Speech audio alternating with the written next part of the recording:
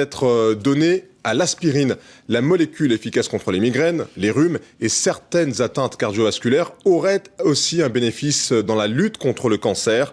C'est la conclusion d'une étude très sérieuse menée par plus de 25 000 patients. Isabelle Marc et Julien Mervillet. 75 mg par jour. La dose est faible, mais les conséquences importantes, selon l'analyse faite par les Anglais de 8 études sur les effets de l'aspirine prise pendant 5 ans. On le savait déjà pour le cancer du côlon, on le découvre pour la plupart des autres tumeurs, de la prostate à l'œsophage.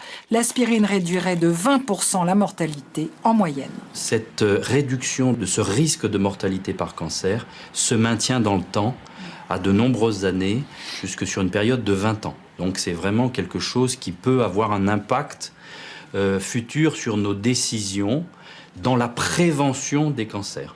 Les effets bienfaisants de cette molécule naturelle découverte il y a 150 ans sont bien connus, sur les douleurs, les inflammations, le cœur. Concernant le cancer, on sait juste qu'elle agit sur le développement des cellules tumorales et des métastases. Mais de là à en prescrire à tous les plus de 40 ou 50 ans, gare aux conséquences de cet anticoagulant. Si on pratique de cette manière, on risque de faire apparaître des effets indésirables et notamment des hémorragies digestives qui peuvent poser de graves problèmes de santé publique. On est donc encore loin d'un traitement préventif pour tous. Et l'aspirine ne saurait remplacer l'hygiène de vie. C'est encore la meilleure arme aujourd'hui contre le cancer.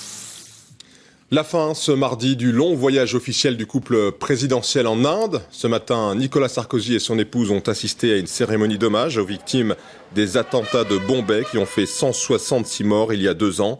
Le chef de l'État en a profité pour appeler les autorités du Pakistan voisin à lutter davantage contre les groupes terroristes qui trouvent refuge dans sa zone frontalière avec l'Afghanistan.